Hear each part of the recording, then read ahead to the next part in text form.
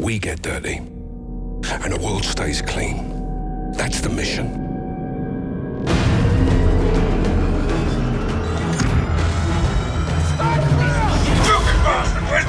You can't know war unless you have fought arse over elbow in some shitbog full of traps.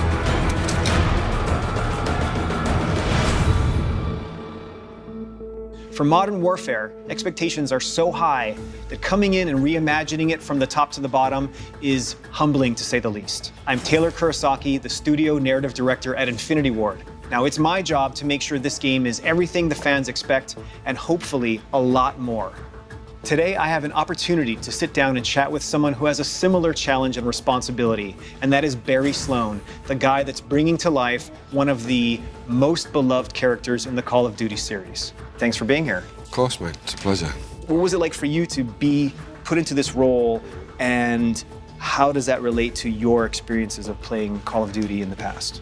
I was very drawn from Call of Duty 4, the first Modern Warfare when that came out. I had that as part of my upbringing, my childhood, and then to become him has been just an incredible experience. I knew that if we found a guy who could exude what I think we all have in our collective memory of a guy that is Price, yeah, the ceiling would be way higher. And I think that's what we got with you. And obviously I wasn't aware, because you weren't saying it was Captain Price. You were just saying, I can't remember the name on the audition, but it was Commander Sykes. Yeah. I knew in that moment, I felt like, okay, this is the guy. This is our Price. I wanted to be able to drop your voice into a real thing that we were working on. Okay. And so I couldn't have you say, under my command, exactly, yeah. Commander Sykes. Yeah, exactly. Yeah. So I crossed out Commander Sykes, and I probably shouldn't have done this. It's probably a total breach of protocol and whatever. But I just wanted to hear your voice saying those words. Yeah. So I crossed it out, yeah, and I wrote, under my command, Captain John Price. Yeah. And I do remember saying, oh, that's a name drop. Right there, that second, I was like, okay, here we go. Under my command, Captain John Price, you will have full executor authority. One of the most exciting things for me is the collaborative nature of what it takes to make this. Yeah. And how many people are responsible for the performance. And I remember speaking to Mitch, who's our technical advisor who I'd worked with before, and he said, you know, no one man can play Price, it takes an army. And it's very much that, and it has been from day one. You know, I'm the first guy to ever get to physically move him, so I had to find a way to make this guy real and believable, and a guy who can work in a 2019 scenario. Above all else, he is a protector, and he is a guide. But I wanted to make sure that in every scene I'm checking in on the person that I'm with. But I tried to make this Price be someone who you would aspire to be. Well, it's not over yet. Trust me. I always have. For you, I mean, you've got not just one character's work to worry about. You have the entire franchise on your shoulders. How did you feel about having to take that on?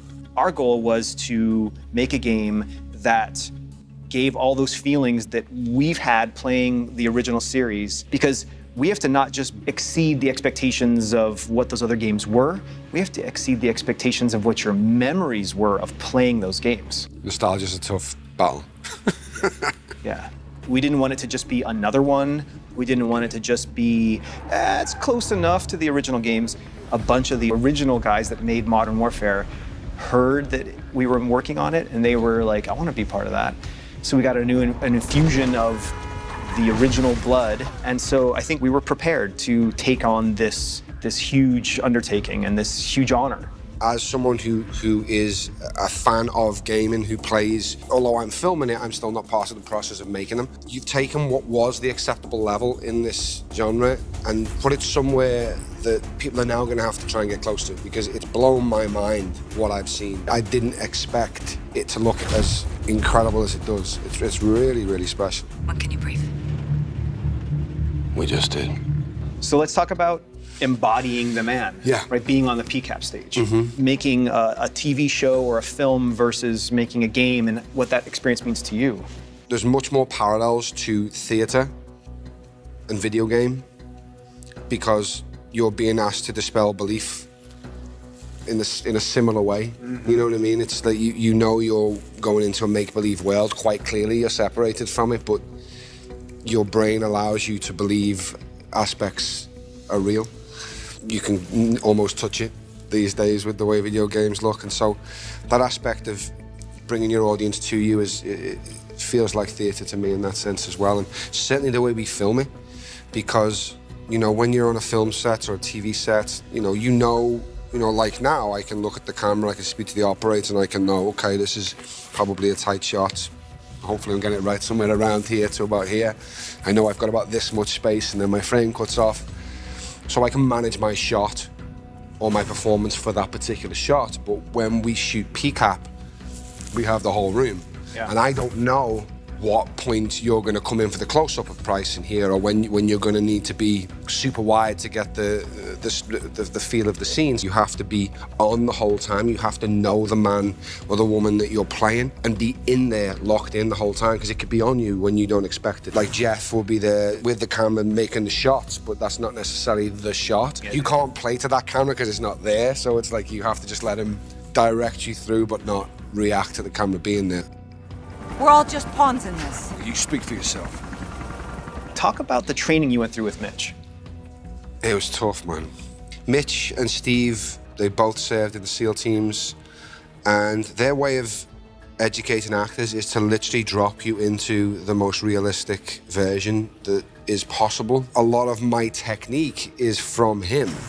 Like, just in general, my shooting technique, the way I clean rooms, come from his techniques. Get down on the fucking floor now! Get down! Get on the fucking floor! Stay there!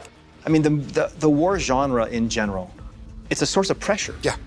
For characters, right? You know this better than anyone, that pressure reveals character. Mm-hmm. And that's what we try to put our characters under, is under pressure, so that they're forced to evolve. They're forced to overcome that obstacle and get out of their comfort zone.